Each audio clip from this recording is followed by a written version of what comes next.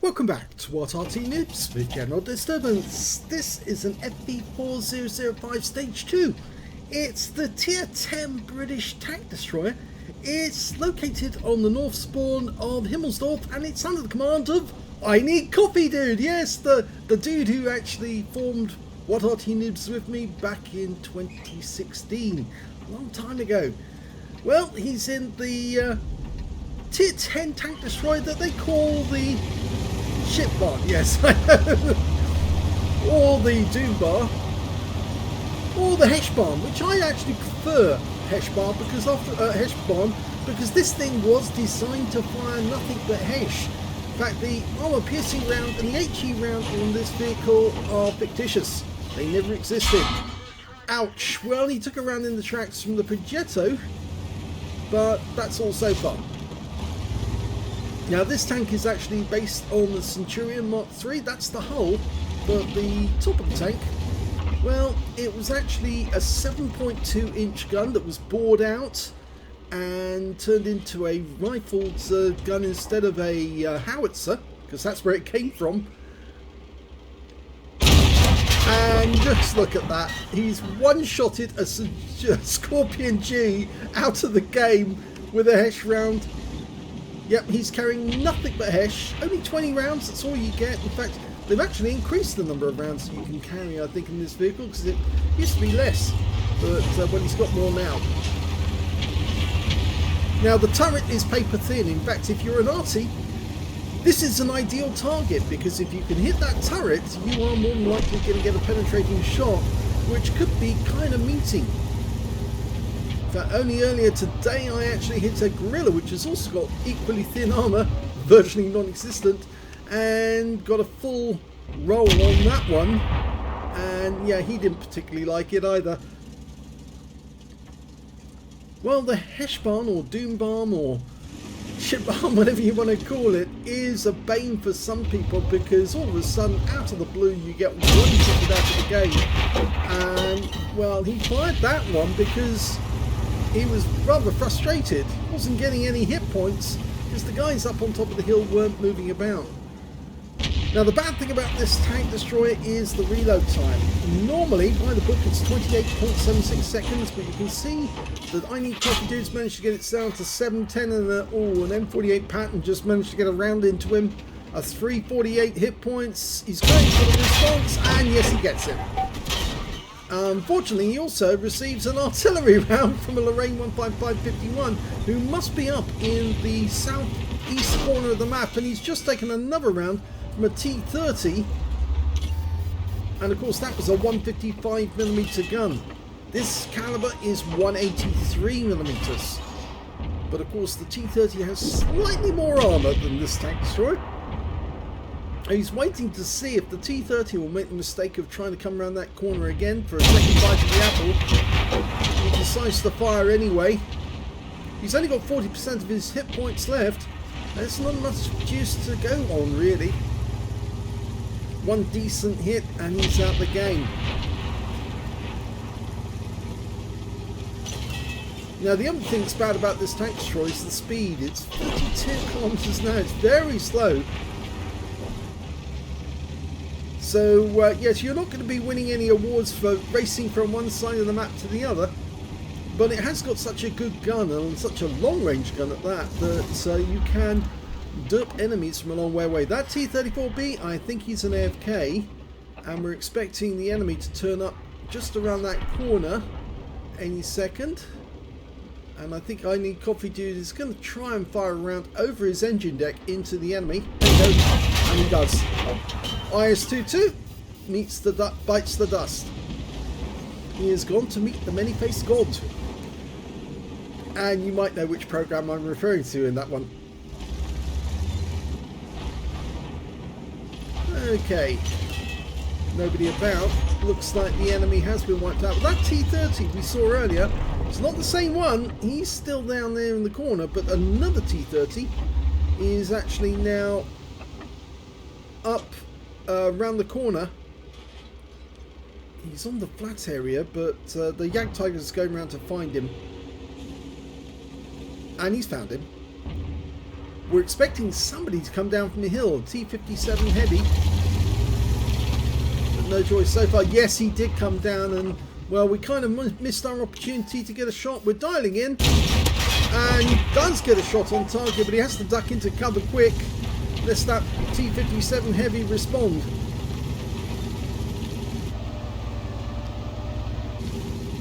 So 3,230 hit points of damage done so far, and we're equal on the score. The enemy has slightly more hit points than we do, and we are expecting that T30 to appear from somewhere, and I think he's due to come around this corner. Whilst we're doing that, we might take to get rid of that M53, M55. Remember, his Lorraine friend was up there as well.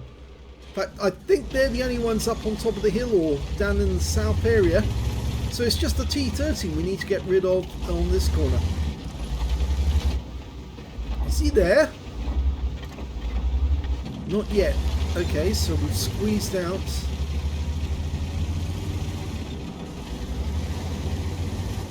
Now I'd say the T30 and the Arty both have most of their hit points intact.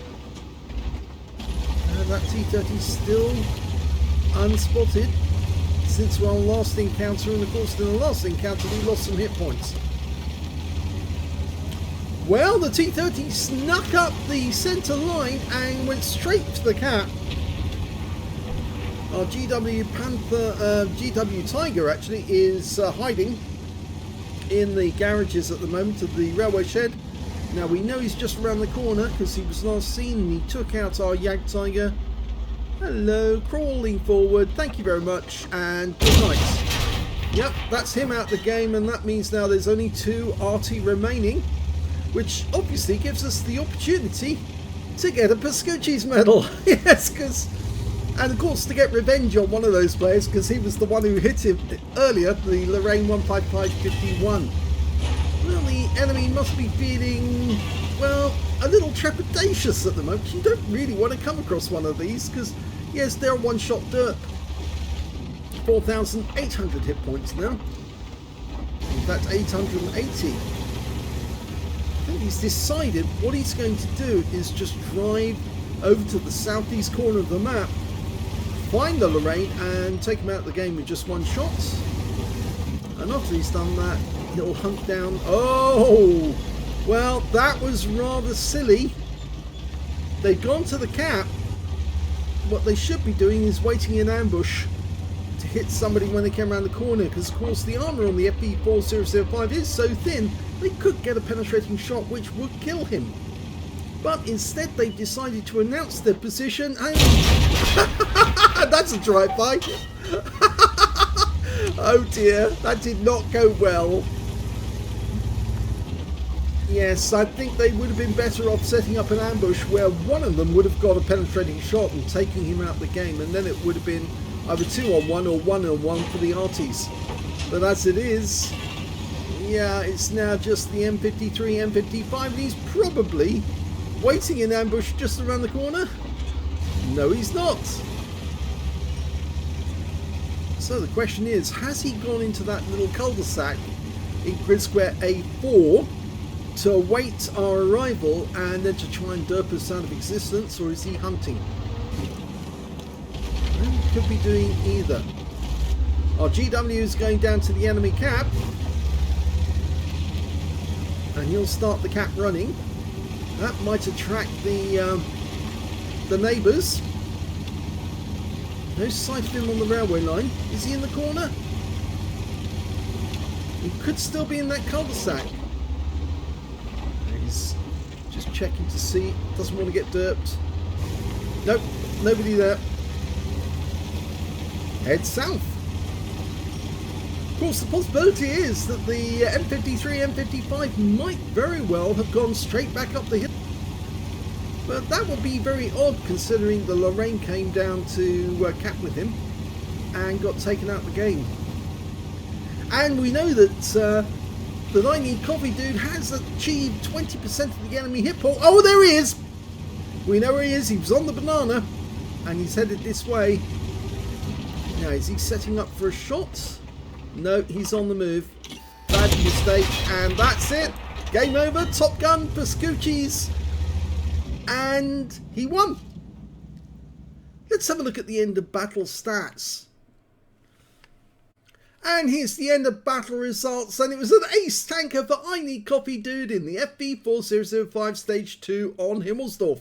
He actually also got his second mark of excellence during that game, and he got a duelist, a fire for effect, and a bruiser medal for getting at least 5 critical hits. He managed to get 24 in total. That's a huge number of critical hits. In fact, that poor Lorraine, he lost his ammo rack, his track, his gun, his track, his commander, his gunner, his loader in one shot. One shot. Well, I suppose, yes, he needed to be taught a lesson because, after all, he did have the impertinence of trying to hit ineedcoffeedude earlier in the game. So, yes, that must have hurt. His win 8. Oh, we forgot to mention the battle heroes and the epics. Well, out of the epic medals, he picked up a Pascucci's medal for getting at least 2 SPGs in the game. In fact, there was only 2. He also managed to get a high caliber for dealing the most damage in the game and a Top Gun for getting at least 6 kills. And his win 8 for the battle was 9,238, which is Super Unicum standard and a bit more. Let's have a look at the team score and see where he came. 5,784 hit points. The next high scorer was the T30, who managed to get 3,910. I'm not sure which T30 that is. It could be the one that went up the banana, or it could be the one that actually shot. Well, let's have a check actually on that, because we know which one's which. So it was the one on the banana that actually that managed to score that high amount, because ineedcoffeedude didn't hit the one on the banana, but the other one, the one that he took out towards the end, yes, that was the one who hit him for a very large number of hit points. So when it came to kills, yes, he's got the highest on those as well. 6 kills went to ineedcoffeedude. And the next high scorer was the Jagdtiger, the Progetto 46, and the T30 that was the one that he killed. And when it came to base XP, it's ineedcoffeedude again with 1,111. He's the only one over 1,000. The Skoda T50 managed 948, and the IS3 managed 942. He fired only 9 rounds in that game, but he got 7 direct hits and 5 penetrations. The 2 rounds that missed were the ones he was firing up at the hill, and I think they were more out of anger than anything else. They are expensive rounds, very expensive rounds, but I think he was just very frustrated. Every time he got ready to shoot, the target moved out of range or moved out of alignment. He couldn't get the shot on them. 3 splashes well on the enemy, 3,784 hit points, of which 2,681 were at more than 300 meters. He received 3 hits, 2 were penetrations, 1 non-penetration, and 1 hit by way of splash damage.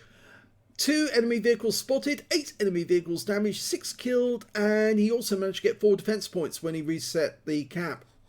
On a premium count, he earned 61,439 credits in that game, but after repairs, ammunition, resupply, and consumables, and yes, he did use premium consumables and large repair packs, and he fired nothing but hesh throughout the entire game. As you can see, the cost, 72,000 for ammunition, which meant he made a massive loss of 82,640 credits, but he will make these credits back no time at all, especially if he's playing premiums. 1,666 XP, no multipliers, so that's all the experience points he took away, but he did take away his second mark of excellence on the barrel, and now he'll be working on his third. So I hope you enjoyed that battle with a Heshbarn. They can be kind of derpy. In fact, actually, it's a miracle if you survive a shot from a Heshbarn, really, to be honest. We've seen some really good players, especially players like Swedish Lady C, who've fired their Heshbarn at long range and just literally see the turret pop off the enemy at the other end, because it kind of does induce ammo racks on some of the targets. But it was a really good game there for ineedcoffeedude, and congratulations on getting your second mark. If you enjoyed that replay, please give this video a like, do subscribe to our channel, leave a little comment down below because it feeds the algorithm.